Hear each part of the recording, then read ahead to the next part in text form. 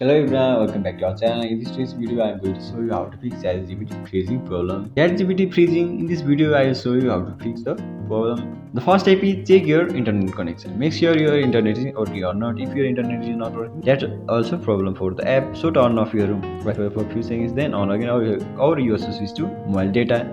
If that is not working, turn on your airplane mode for a few seconds, then off again. And the second step is restart your phone. Sometimes a simple restart can fix the many problems.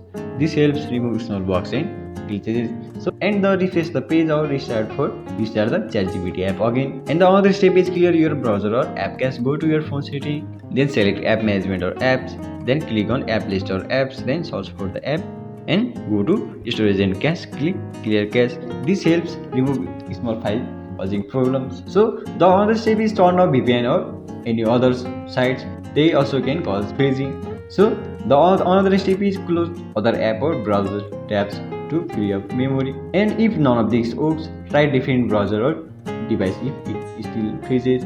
So that's it. Thank you for watching this video. If this video helped you, don't forget to like, share and subscribe for more helpful tutorial. Thank you.